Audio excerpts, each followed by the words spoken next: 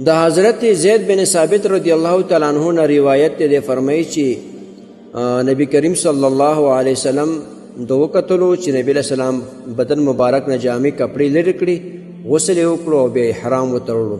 د دې حدیث روایت ترمذی شریف کړی دی. محترم مسلمانانو ورونو، د حدیث دا معلومه شوه چې د احرام دپاره څوک احرام تړي هغې نه مخکې غسل کول دا سنت دي، او که چېرې غسل ونه کړو او داسې وکړو دا هم صحیح ده. غسل کول دا سنت عمل دی، ښه عمل دی. د دې وجې نه چې کله تاسو حج ته ځئ نو کوم ځای کې چې احرام تړئ نو هلته غسل وکړي بیا احرام وتړئ. یا نن سبا سړی کور نه روانېږي، تیارو میدان کې غسل کول به سخت وي، نو که سړی کور کې غسل وکړي او پاکې جامې واغوندي، بس چې کله لاړ شي تیارو میدان ته ورته احرام تړي نو غسل به تیار کړی وي، بس هلته خپلې جامې لرې کړي احرام دې وتړي. او که مالته هم د غسل ځای وي مالته یې غسل کوم ښه خبره ده.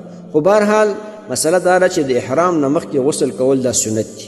غسل وکړه او بیا هغې نه بعد احرام وتړه او مسلې به انشاءالله وروسته بیانوو.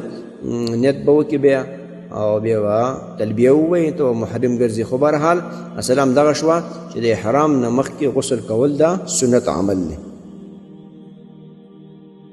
محترمو مسلمانانو ورونو، تاسو ته چې کوم روزانه د حدیث د مفهوم راځي نو د مهربانۍ او د ثواب له مخې نورو مسلمانانو ته لیږدوئ او شیر کوئ.